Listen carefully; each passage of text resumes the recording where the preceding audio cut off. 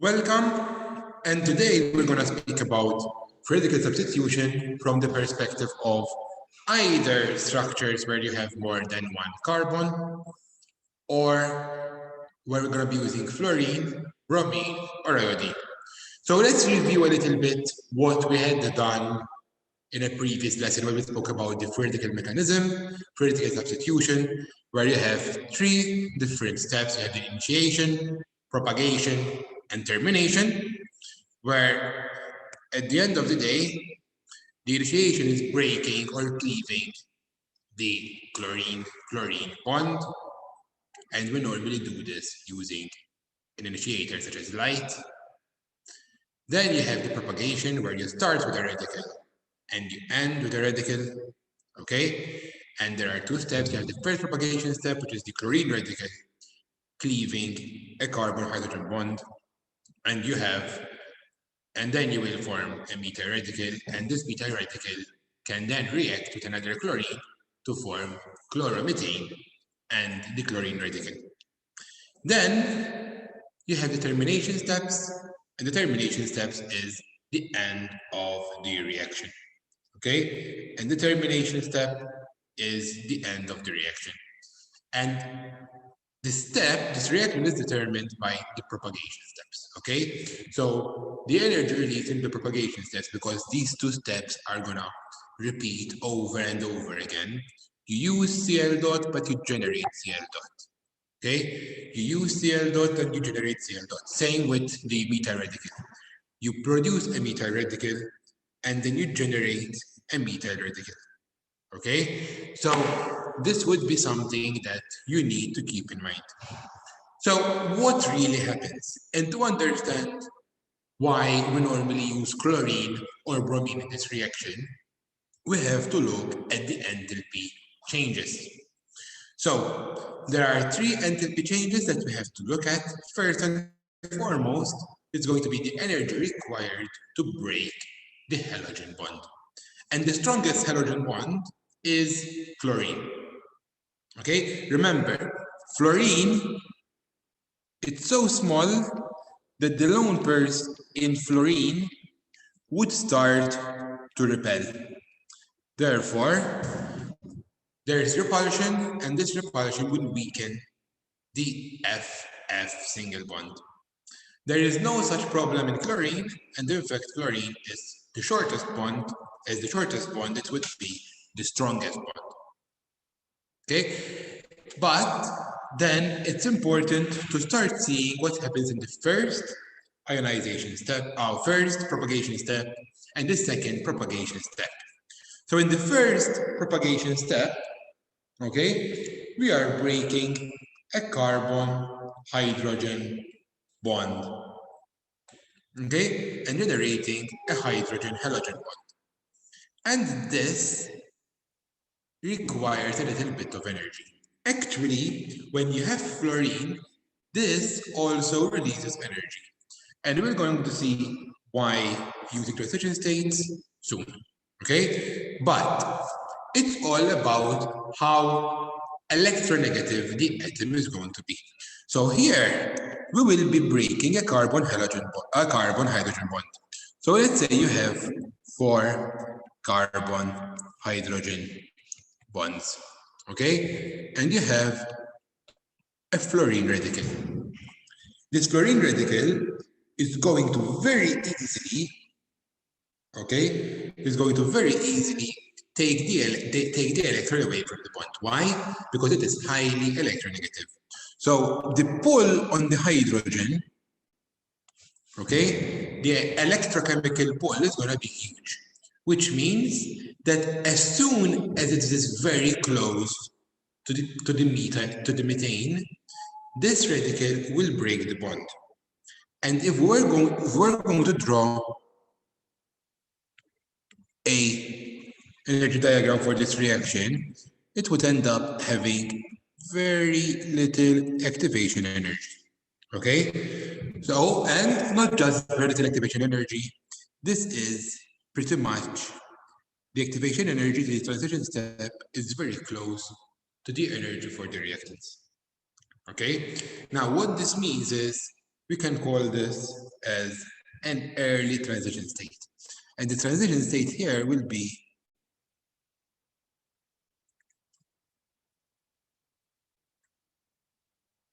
okay, and that would be the early transition state. Okay, and it happens nearly immediately. In something like iodine,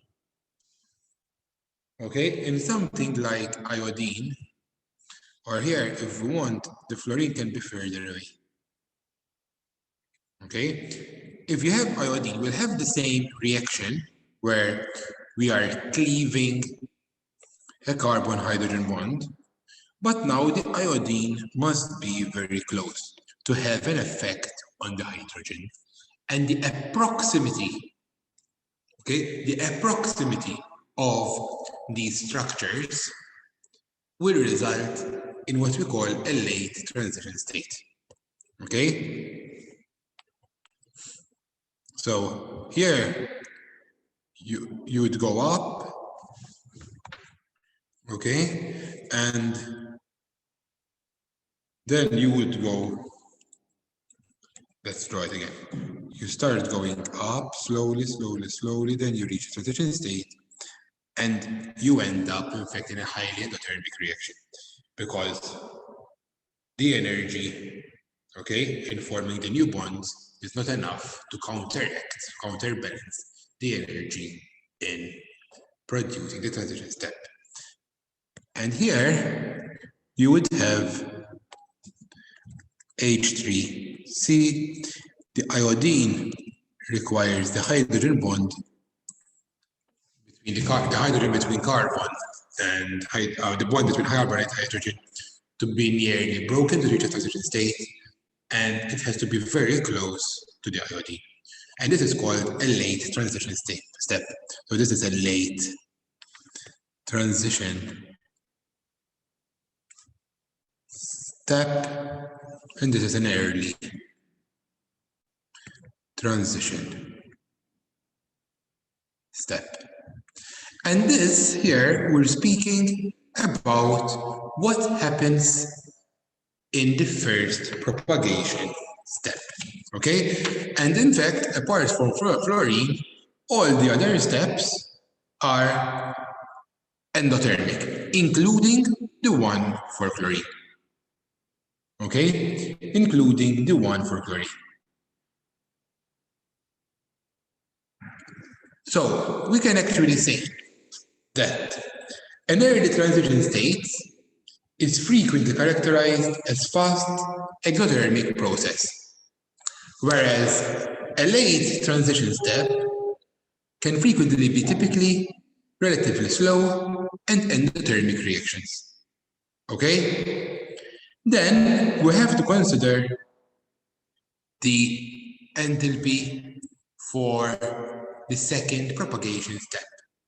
And here we can see that these are all exothermic. Okay? We have to consider that these are all exothermic.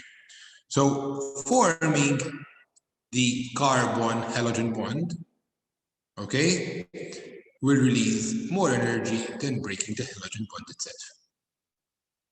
But here you have to then think about you have to then think about what's happening. Okay, so of course, iodine will be releasing a lot less energy than chlorine or fluorine. But we have to also keep in mind that in this case, okay, we have to also keep in mind that in this case, iodine had a much higher endothermic reaction for the first propagation step. And this will result in an overall enthalpy change, where for chlorination and bromination, you have an exothermic reaction, whereas for iodination, you have an endothermic reaction. And for the endothermic reaction, what you have to keep in mind is that the reaction would need to be constantly heated, as it can't supplement the energy for the reaction to proceed. So these three are going to be free radical chain reaction, whereas the iodination normally does not happen. Okay? whereas the iodination normally does not happen. And to summarize this process, fluorine, chlorine, and bromine will react with methane to give halomethanes, but the iodine will not. All of the reactions follow the radical chain mechanism, okay? And in these processes, the first propagation step is always the slower of the two steps. You can see that you either release less energy or you require energy for these steps. So the transition step is always going to be higher in energy, okay? It becomes more exothermic and its activation energy decreases in the progression from bromine to chlorine to fluorine. And this trend explains the relative reactivity of the halogens, fluorine being the most reactive, and we don't normally use it because it would be too reactive. Chlorine and bromine being relatively okay, where we can do them in the lab, and iodine doesn't really work, okay? Since iodine has a very late transition step.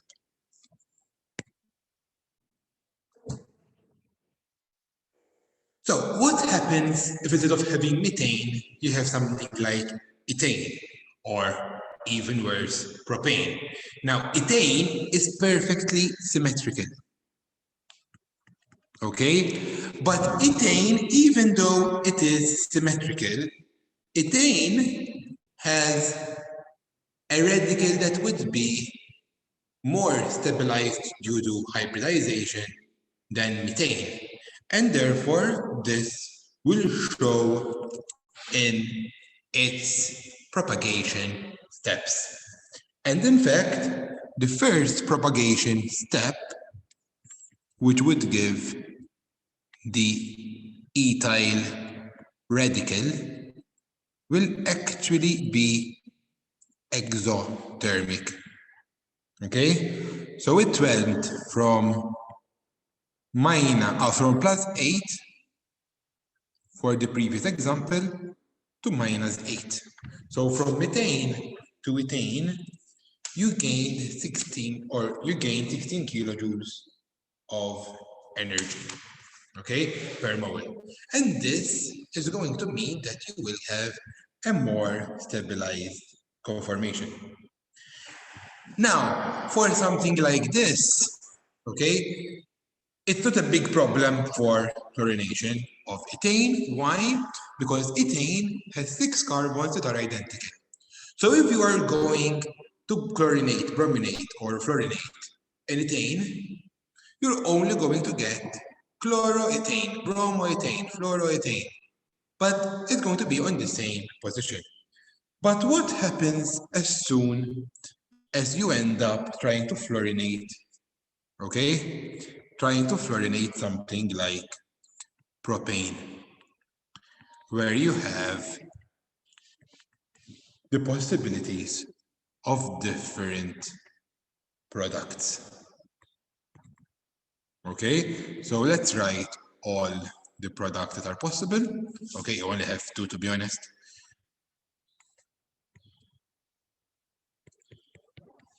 So that we can try and compare what is expected and what you will actually obtain. Okay, so it's important to know what is expected and what you will actually obtain. And I'm gonna mark the reactions with colors so you can see what's reacting where. Okay. So let's study exactly what is happening here. So you will have 2 transition steps. The transition steps are going to be dependent on whether you're going to remove a proton from carbon number 1 or a proton from carbon number 2. And here you have a ratio. The expected products should be at a ratio of 3:1, since you have 6 green hydrogens and 2 blue hydrogens. Now, this is not the product observed at reaction, okay? And in fact, the product of reaction is very different, and it is 57 to 43. And we see not just a shift of one preferred over the other. Okay, not just that you don't get the 3 to 1, you actually have the full shift. You go to the preferential of the secondary radical. So let's see what happens. And I have the transition steps for the bromination. These are very, very similar. Okay, so here we can see that there is a difference in energy, which means that there will be more secondary radicals being formed against the primary radical. Okay, the late transition step actually ensures that this radical is fully formed. So we'll speak about the effect of this on bromination, okay, at a later point. But this difference in the activation energy will mean that the secondary radical is formed a lot more than the primary. The secondary radical is achieved, you have enough energy to go to secondary radical a lot more than when if you were to go to the primary. Which also means that this actual value must have had a temperature, and that is at 25 degrees Celsius. The lower the temperature, the purer the product will be. So you will only get 2 chloropropane or 2 bromopropane. The higher the temperature, you start going towards the expected product, the 3:1 ratio. Okay? Because the higher the temperature, most of the particles will have the energy to be the activation energy of both, and therefore it will be the probability of the 3:1. And here there is an interesting here there would be an interesting calculation, okay, which I would like you to actually see.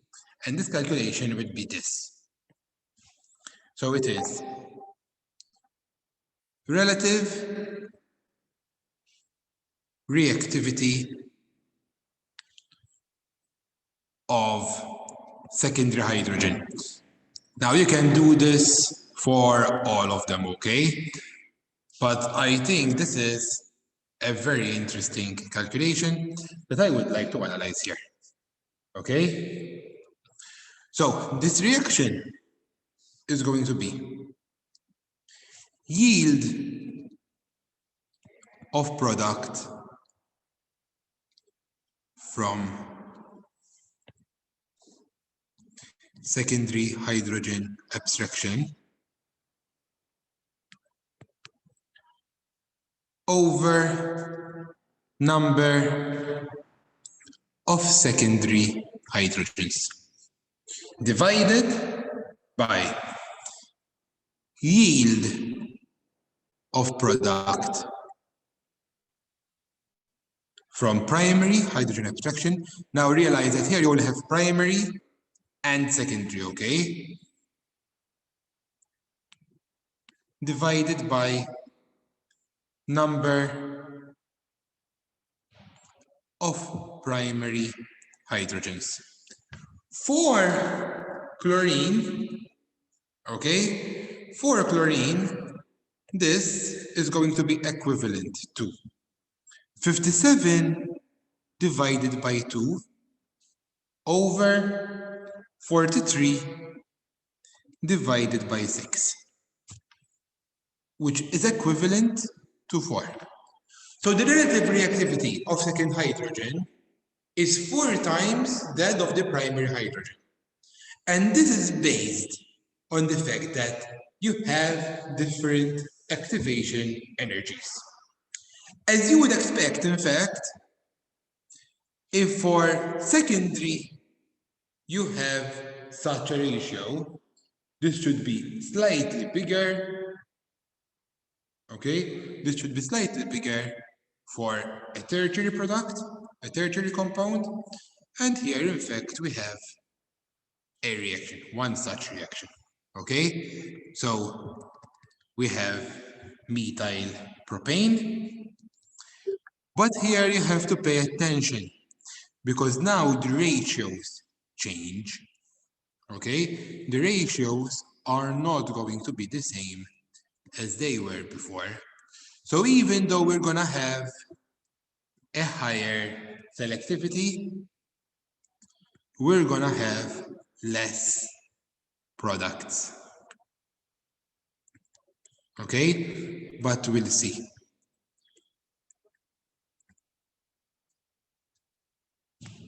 Okay, but we'll see because I find this relatively interesting here.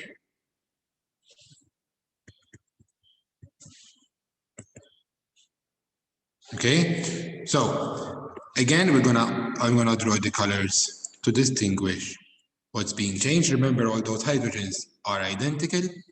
You also have the yellow hydrogen, which would be that. So expected would be 1:9. So the expected is 1:9. The reason is that the tertiary hydrogen you only have one, whereas primary you have 9. You have 3 methyl groups. Theoretical, okay, practice, experimental, the ratio is actually 36:64. And here you might tell me, but why did this ratio decrease when compared to the secondary alkane? Because here we even have one less hydrogen in the tertiary position, and we have 3 more hydrogens in the primary. Okay, and as we said, we're going to have a competition. There will still be some energy for the primary radical to form. And once it forms, then it can react. Okay? But we're gonna see and we're gonna discuss a little bit in more detail soon. Okay? Now, here we can then do the reaction as we said, as we've written it here. Okay?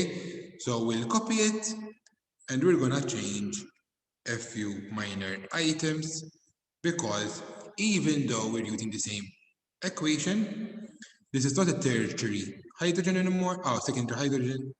It is now a tertiary hydrogen. Okay, so we just need to make note of that. So here you're gonna have a situation where the yield of product is 36 divided by 1, because you only have one tertiary hydrogen. And then you have 64 divided by 9. And this would be 5. So in fact, the relative reactivity has increased. Okay? The relative reactivity has increased. And here now we can even say, go on and say, the reactivity of tertiary, okay, to secondary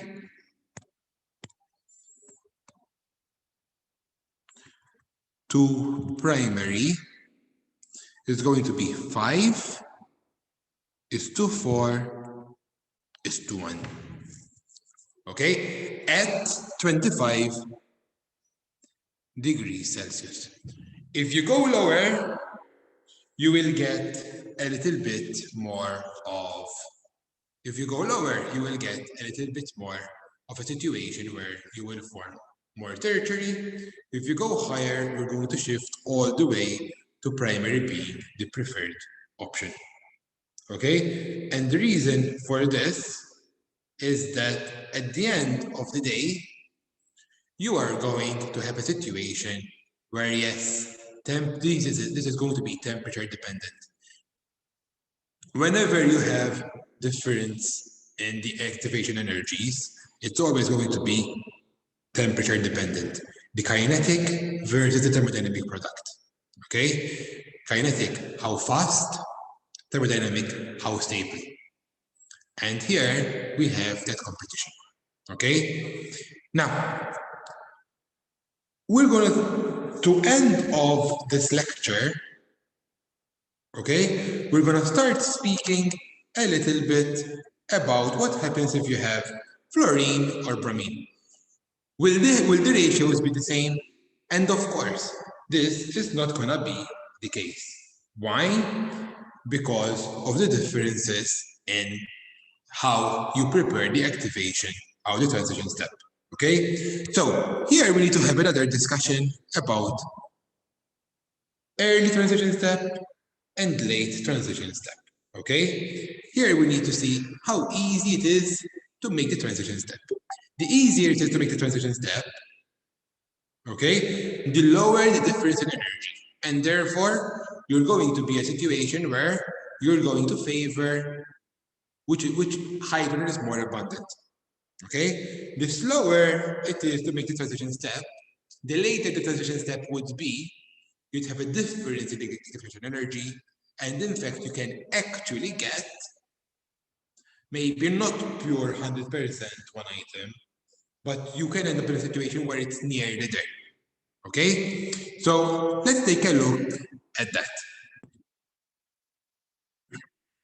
So let's compare the reaction of methyl propane for both fluorine and bromine. And from that point, then, let's see what's actually happening. So, as expected, the ratios should not change. The 1:9 ratio should still be here. But for fluorine, we will achieve, okay, a ratio of 14% versus 86%. Okay? Whereas for bromine, we will achieve a ratio of 99% versus 1%. So what happens here? The transition step is different. The position where the ease of how to get the transition step is different. This is for fluorine, it's a very early transition step.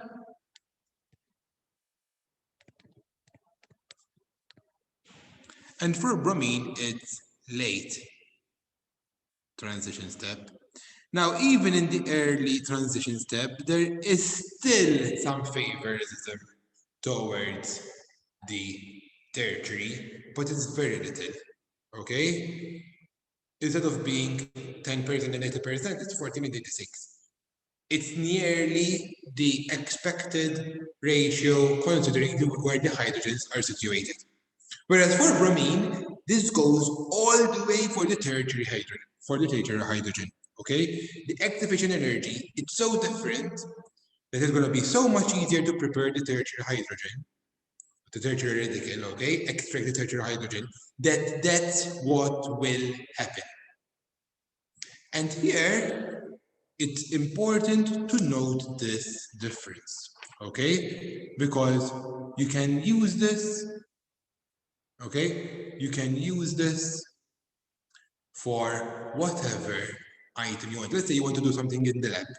If you want to try and be as controlling as possible, use bromine. If you don't care where the reaction will take place, use chlorine. And these are going to be the relative, okay, reactivities. So this is this CH bond. You have methane, because in methane they are all the same.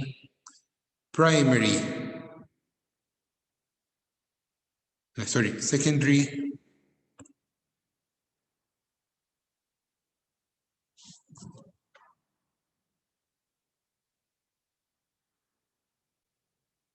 Yeah, primary not in methane, secondary, and tertiary. Methane, sometimes we say one carbon is still primary, it's not. Okay, there are no other carbons attached to it. And we're gonna see with fluorine, chlorine, and bromine, and we're gonna see the selectivity. Okay, we're gonna look at the selectivity. So fluorine, it is 0.5, 1, 1.2, 1.4. It's important to note for all these values, the primary is the 1. So we're literally comparing against the primary, okay? Let's make that clear. For chlorine, it's 0.004, 4 and 5. And for bromine, wait for this because this is going to be insane. 0.002, 80, and 1,700. So bromine, you can literally say it will react on the secondary carbon. So any reaction you might have from now on, if it's bromination using UV light for radical substitution, you can actually know which carbons it should react in. Okay, it might not react on all of the carbons, but you can easily say where it will react.